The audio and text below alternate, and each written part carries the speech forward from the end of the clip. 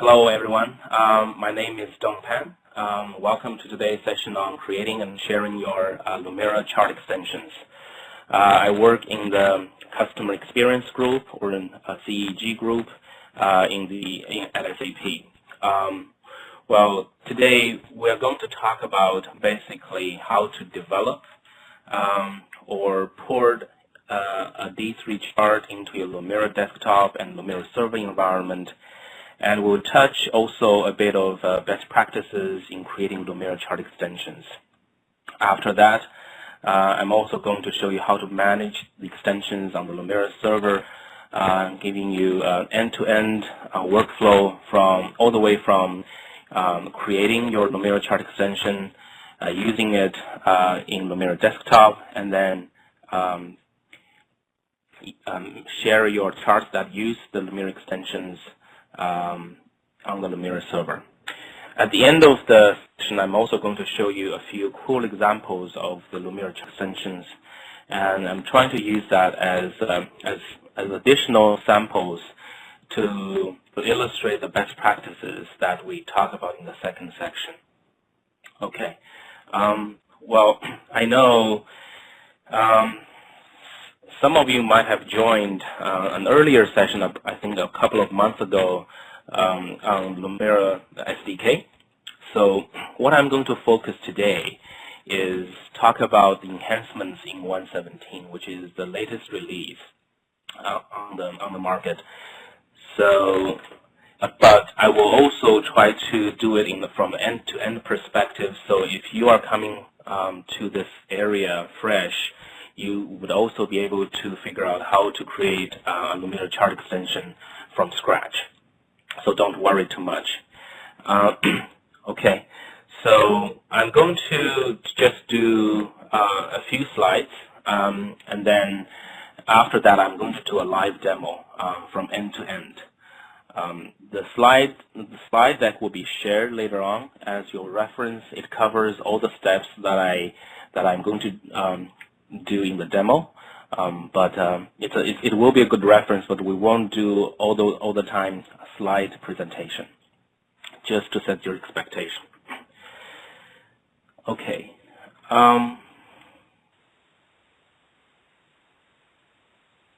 Okay. All right. So I just want to spend a few minutes on the SAP Lumira SDK overview. What it is, what it's used for, how do you actually use it, what kind of knowledge you need to make use of it, etc. So basically, well, if you look at SAP Lumira, a desktop, you would see there are a bunch of chart types that are shipped out of the box, like bar charts, column charts, and a few more fancy charts like geo-based charts. But in the day-to-day life as a self-service BI user, there is a high chance that you encounter a situation where you need a chart type that is not shipped out of the box.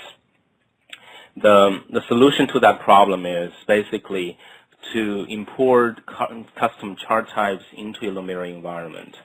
And the tool to help you do that is called Vispacker, which is basically part of the Lumira SDK. It is located in your SAP Lumira desktop installation. If you have installed your SAP Lumira in desktop in C drive, you should be able to see it in the program files folder, SAP Lumira desktop utilities. Well, you'll see that when I do the demo a little bit later. Okay, and with the Vispacker tool, you basically define the data model that you want your chart to work with, and then you code it with JavaScript. Okay. And the SDK does come with an example called Hello World that you can always reference to see some of the best practices, some of the APIs that you can use, so that you can make your own cool example or cool chart types.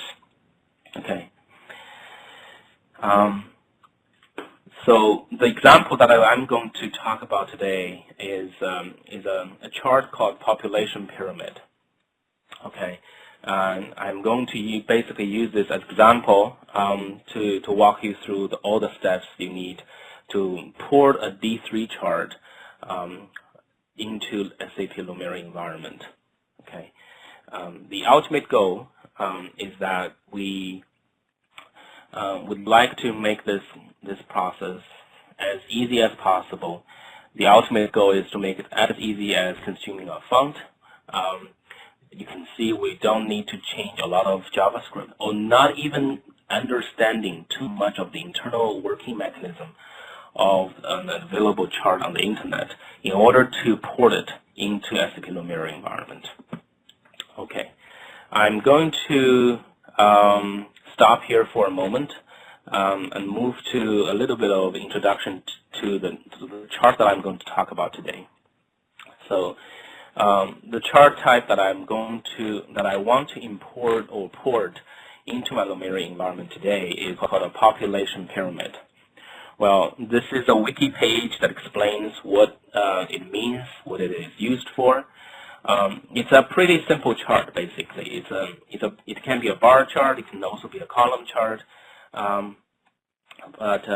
Basically, it shows you the population per age group, per gender. So if you look at the example on the population pyramid wiki page, on the right-hand side, you will see the population for different age groups in the female population, and on the left-hand side, you will see the population for the male population for in different age groups. They are differentiated by color. So all the female population is colored pink, and all the male population is colored blue. This is a great chart, but what we are going to really work on today is an enhancement to this chart.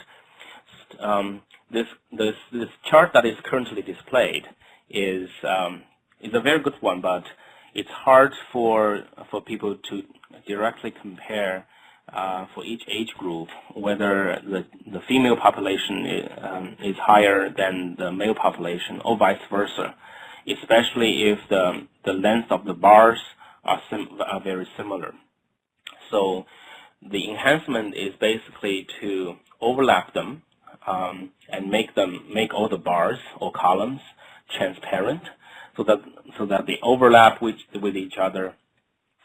You can see all the light purple colors here. These are all the overlapped zones. And if you see columns or bars on top of which has a pink color, it means the female population is higher in that age group than the male population. If you see the blue color topping the column, it means for that age group, the male population is higher than the female population. And one fancy thing about this chart is it accepts keyboard entries. It accepts basically the left arrow keys and right arrow keys. So this chart can go back into history if I press the arrow keys back and forth. So if I press the left arrow key, it will go back to 1990. And if I press again, it will go back to 1980, and it will go all the way to 1850. If I press the right arrow key, it will go back. It will come back forward in history all the way to the year 2000. Okay, this is the chart that I'm going to work with today as our primary example. The source code of this chart is basically it's a D3 example. It's a pretty simple implementation. So you can see this is the source code for the index.html page, and this is the population CSV file that it works on, and then this is from this line under, it is the entire JavaScript that we'll be porting to our Lumira environment. All right, So what I'm going to show you next is I'm going to launch my Vispacker or Lumira SDK. So this is, I've installed Lumira on my D drive. So I'm going to program files, SAP Lumira, desktop, utilities folder, and go to Vispacker. Okay. Okay, and then Vispacker is basically a browser-based development environment. Currently, it only supports Chrome. Of course, the chart that you develop would support multiple browsers, but the SDK environment is Chrome only. All right, so now we have the development environment set up. On the left-hand side, you see the layout design and the data model. And on the right-hand side, you see the source code for different JavaScript files and style sheets. And we also have a preview button here to show you the sample chart. You can also run the code, and then your development project can be saved by pressing the Save button. You can also, at the end of the development, you can also pack it by pressing the Pack button, and then it will pack it to a zip file, which you can import to your Lumira desktop and later on to the server. Okay, so now I'm going to just close off the preview pane, and I'm going to define my project.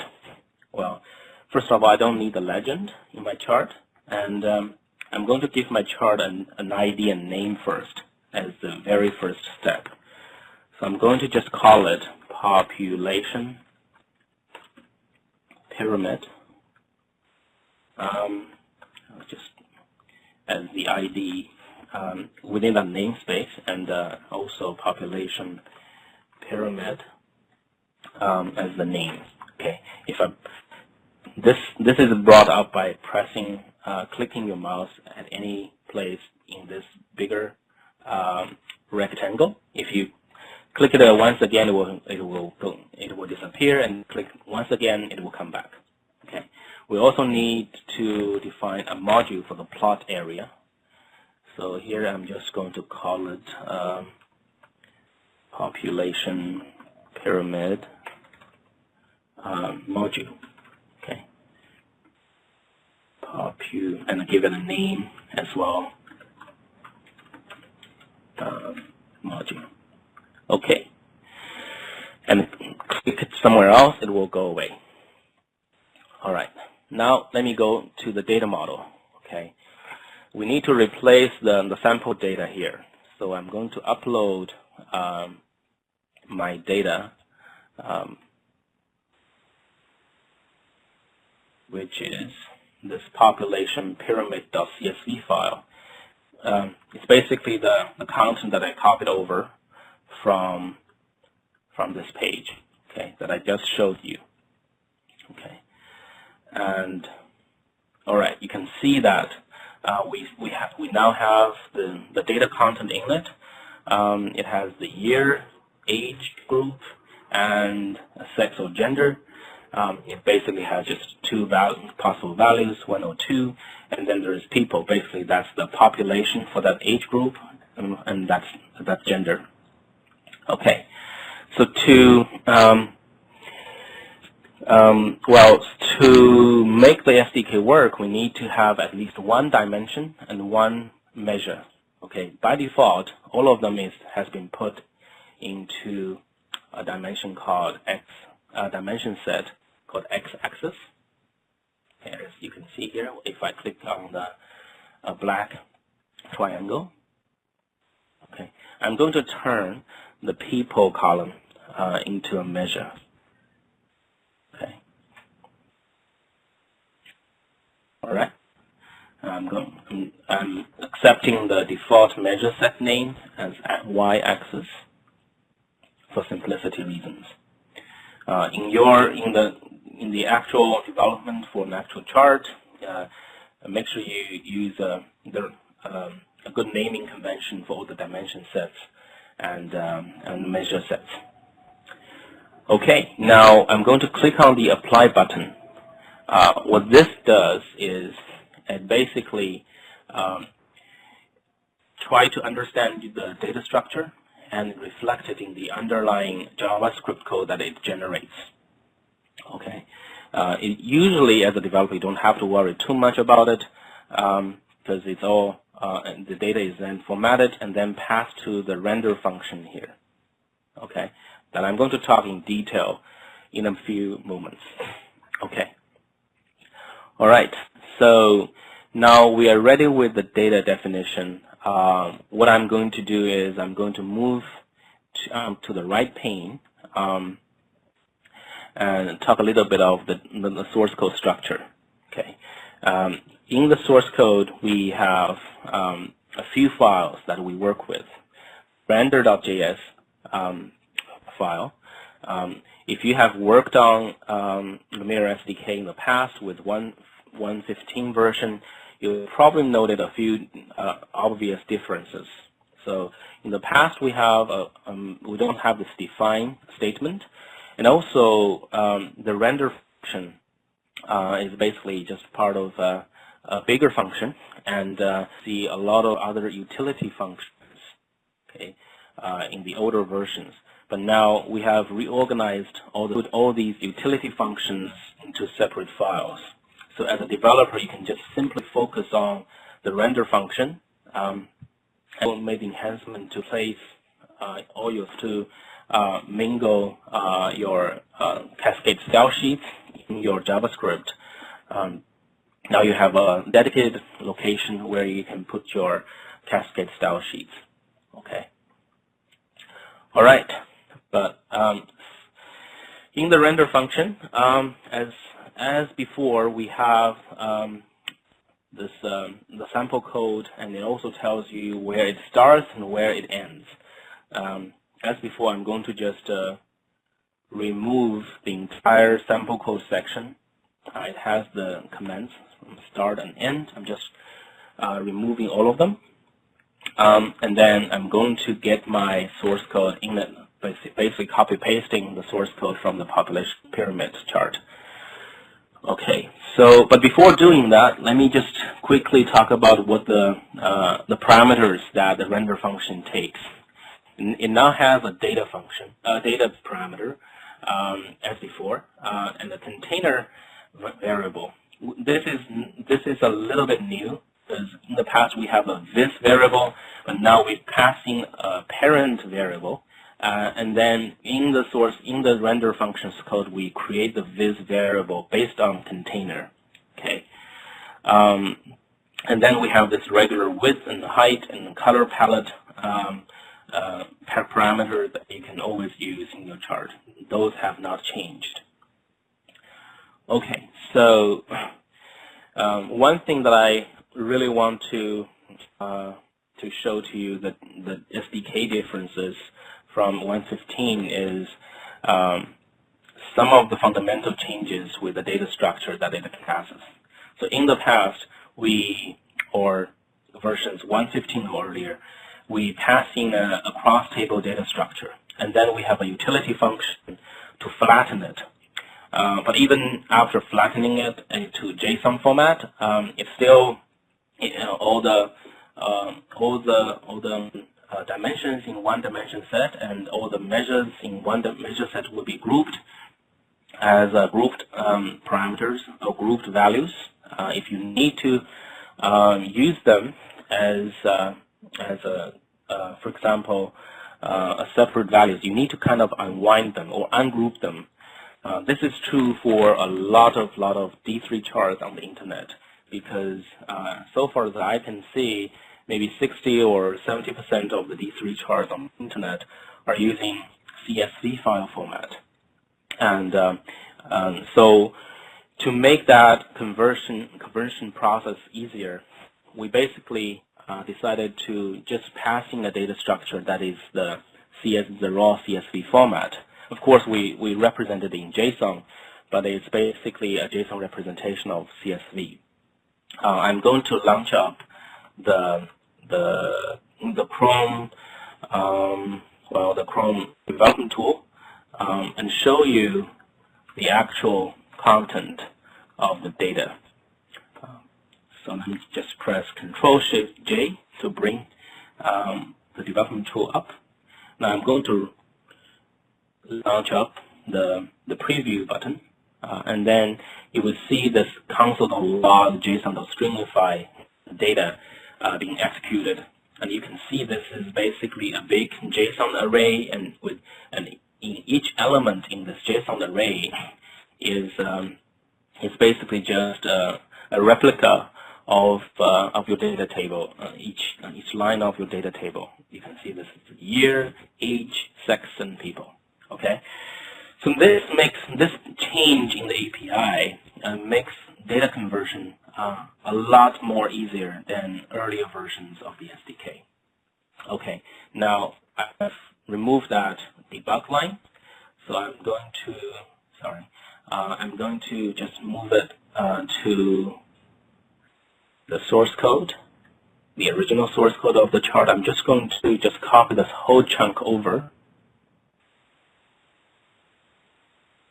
from the script section and paste them here. I'm just going to maximize the window here. Okay. Of course, we need to make a few minimum changes in order for our chart to work.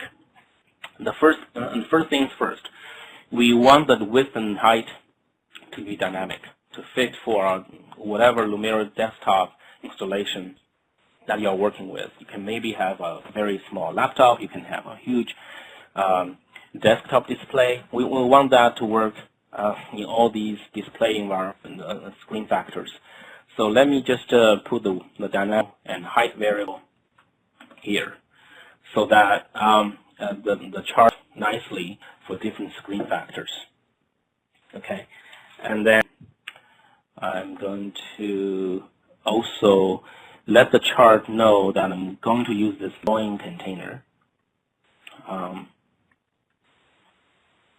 portion that we create as the SVG element in this chart. So I'm just going to replace that with our this variable.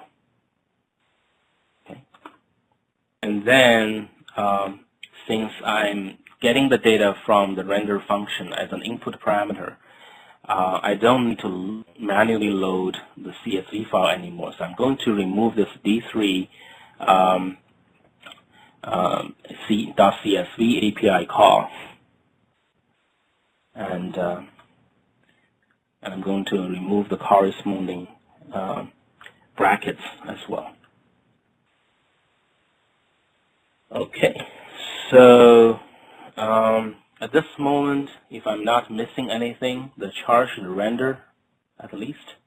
Of course, we need to have the CSS, but you can see the storing container is up there, and then the axis, the x-axis and y-axis are drawn already. So the next step is that I'm going to copy over my cascade style sheets. And one thing to note when I'm copying this, I'm not copying this very first CSS element, the SVG definition, because when your chart is rendered in your Lumira runtime environment, it is going to be concatenated to your DOM HTML5 DOM environment. So I don't want this global CSS selector to function there. So I'm just copying over all the rest and put it into my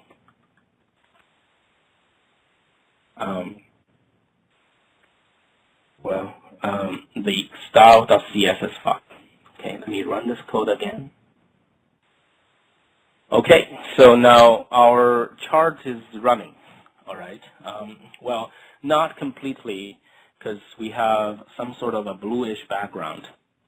But all the other functions, for example, pressing the left arrow keys to go back into history and pressing the right arrow key to go forward in history, all these works. So let's figure out what's wrong with the background color. Well, as I said, when I was copying over the cascade style sheets, when your chart is rendered in the Lumira environment, your chart is not rendered in an independent iframe or something like that. It is basically connected or added to the existing HTML5 DOM structure. So whatever global CS selectors are there already would affect your chart if you don't plan your CSS accordingly. So basically, to resolve that issue, we need to make our CSS selectors in the style.css file as specific as possible. And for this, I'm going to just, for this example, I'm just going to use my chart's ID, which is unique, to namespace my CS selectors so that it doesn't conflict with any global CSS selectors, and because it's specific enough, it will override all the other global CS selectors in a targeted manner. Okay, it won't affect other elements in your Lumira page. It will only affect the ones that you want it to affect. Okay, so let me just change this rect or rectangle elements CSS selector and give it a namespace, so to say. So I'm going to just give it the name of my chart, or the ID of the chart. I'm going to call it SAP underscore this underscore extension underscore population pyramid. Okay, I'm also going to do that for another rectangle selector. Okay, of course we need to well, in the JavaScript code we need to reflect the namespace CSS selector. So I'm going to find the portion where the rectangles are created, which is easily found here. So enter the append or the rectangles. So I'm going to just give it a class, okay, the CSS class, and put the name that I used there. Okay. Now if I run my code again, you can see that the bluish background has disappeared. Okay, and now it is now functioning fine. But on the other hand, we also want to avoid potential issues that our CSS selectors might affect other charts or other elements in your Lumira environment. So what I'm going to do is I'm going to well, namespace all the other CSS selectors. Okay, just to save some time, today's very short session on the project that I used, where all the namespacing has already been done in the style sheet file and also in the code in JavaScript. All right. So at the point of time, if you would like to use the chart and put it into your Lumira environment, it's already ready. But what I'm going to do is I would like to hold a little moment and make my chart a little bit more accommodating in terms of the data structure.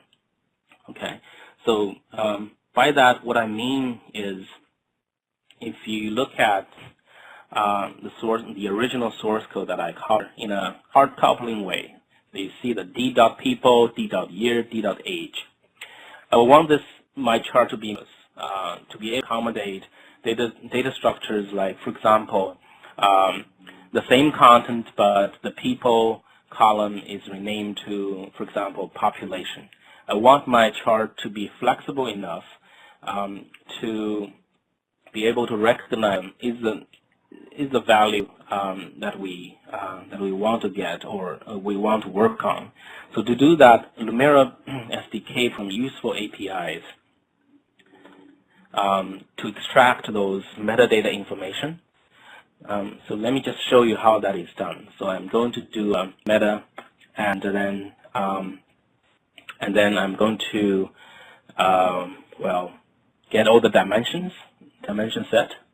Okay, set equals meta dot. Since I mentioned the x-axis was the dimension set name that we create. Y-axis. Okay. Also use another notation by replacing this here using an index number, a little bit unreadable. Okay, so I'm just going to use the name of the measure set, and then I'm going to extract my y-axis.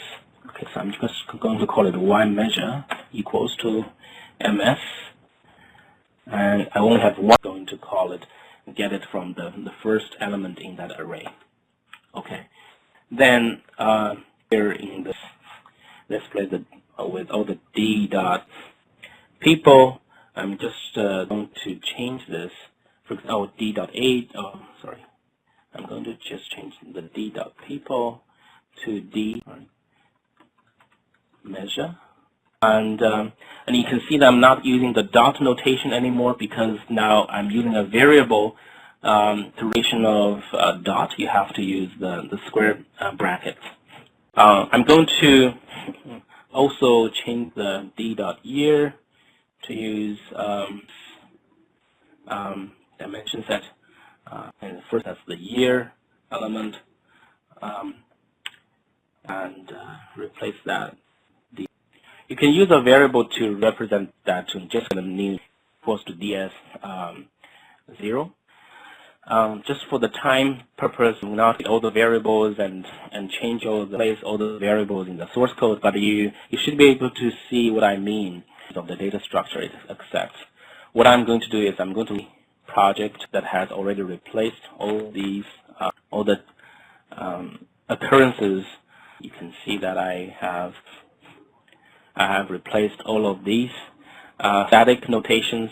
With me is to use to just download it. I'm not going to do much with that now, but I'm going to pack for convenience. Okay. And sorry, should go to this entire SAP Viz extension. To this entire SAP folder to my Lumira desktop extensions folder. So this is I worked already with a lot of extensions in the past. I only need to copy over permit part to here. So I already have one. I'm going to skip the step, but this is basically what you need to do. Just copy this over. Start to Lumira for them to restart my Lumira.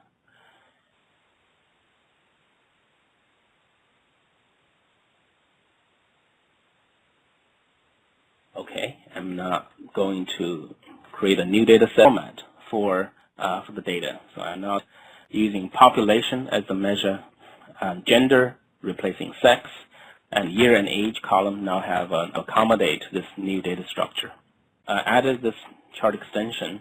In this chart extension icon, I can see my population pyramid chart. I'm going to select that as dimensions and population as my. Okay, now you can see that the chart is rendered nicely in the Lumira desktop environment. I can also press the left arrow to say, given a name, drag and drop my chart as if you are using a regular Lumira chart. Okay, I'm not going to give a publish that.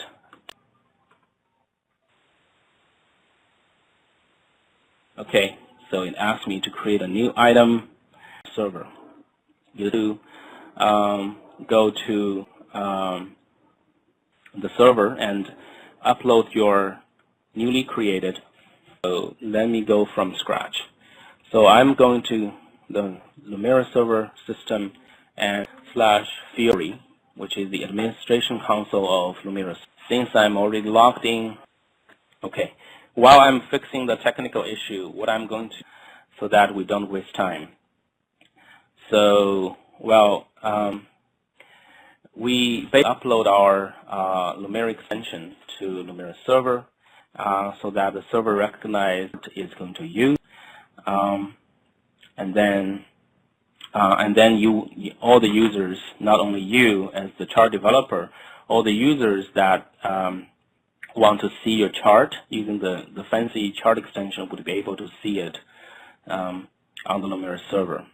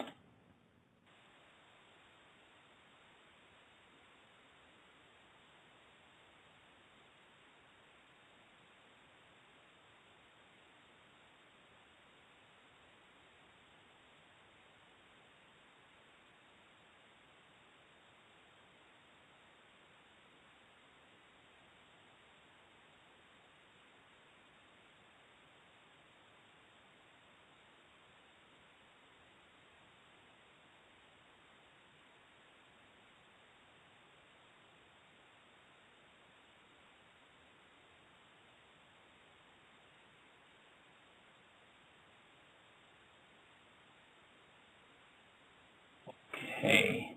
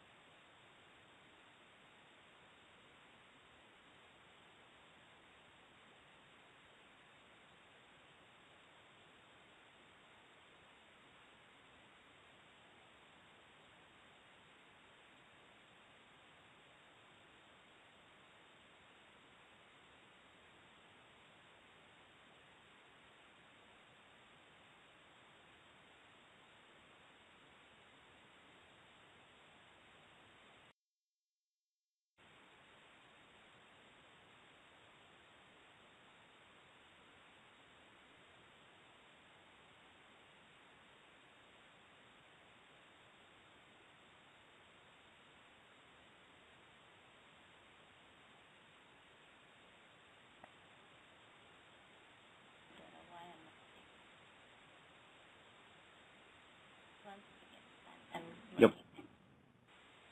Thanks.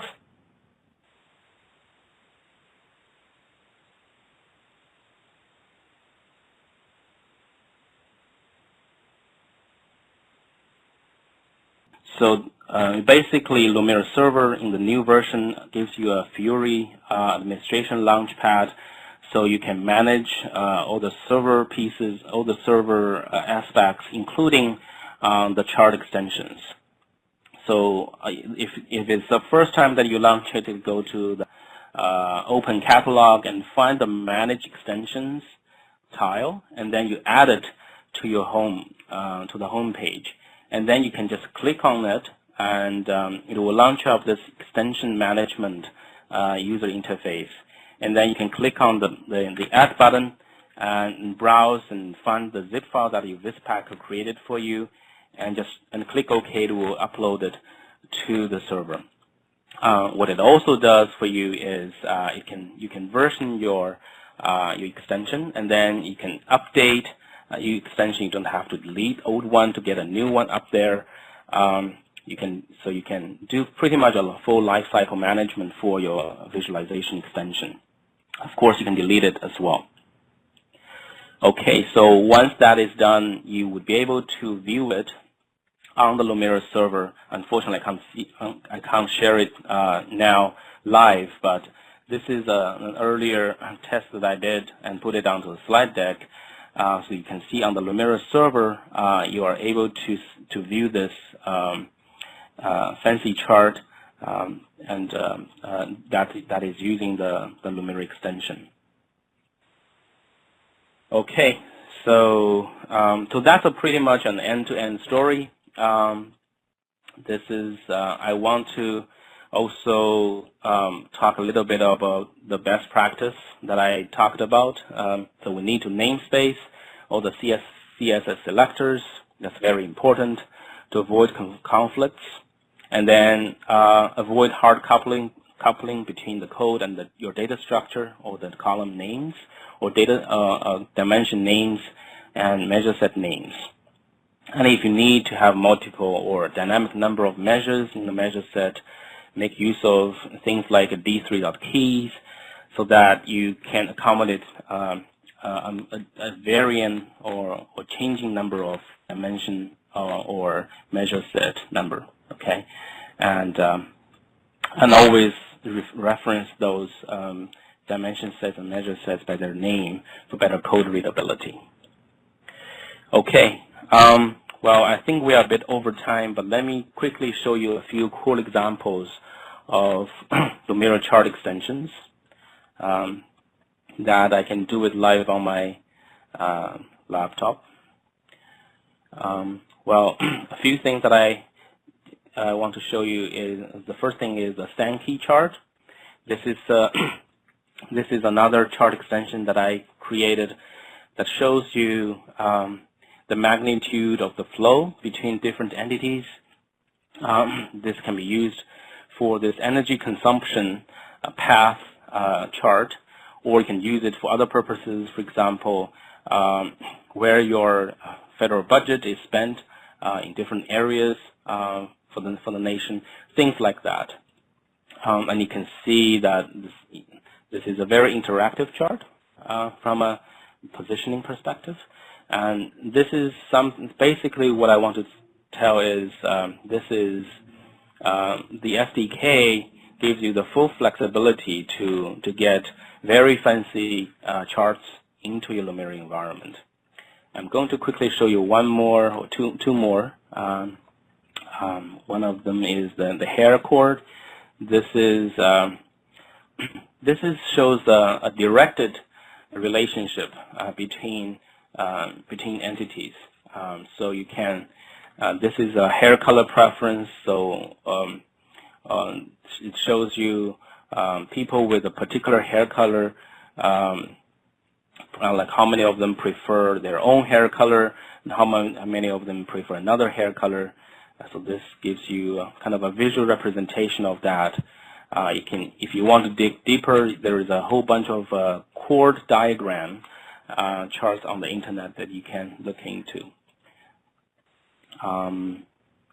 There is let me show you one more, which is a force chart. Okay, the force chart is a good one to represent relationships between entities in a network, right? So it is using basically some algorithms to show you the equilibrium state between different entities in a system of force, and it gives you and minimize the number of crossings between edges.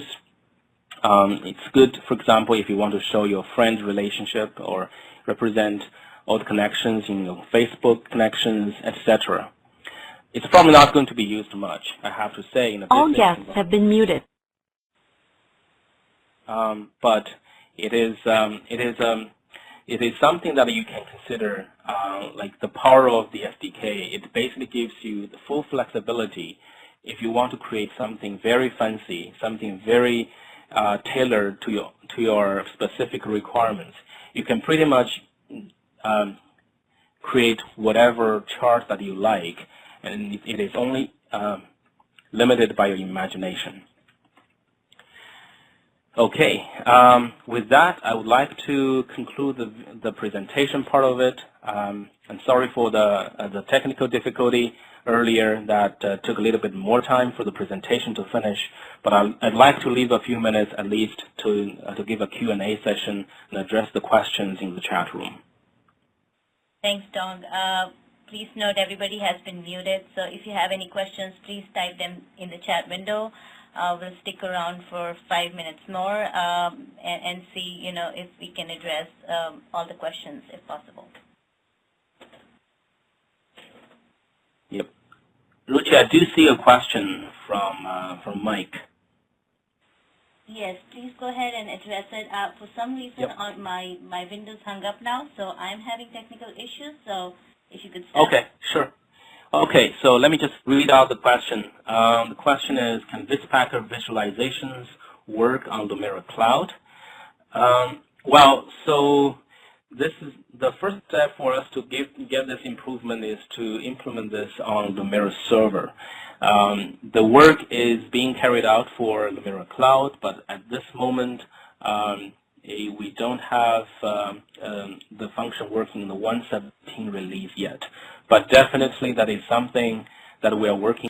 I don't have the exact version number. That's an important topic.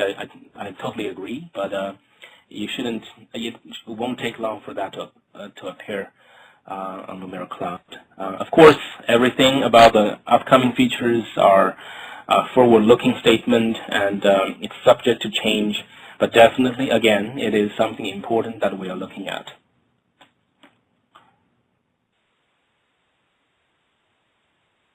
Okay, one more question. Can external JavaScript libs be included?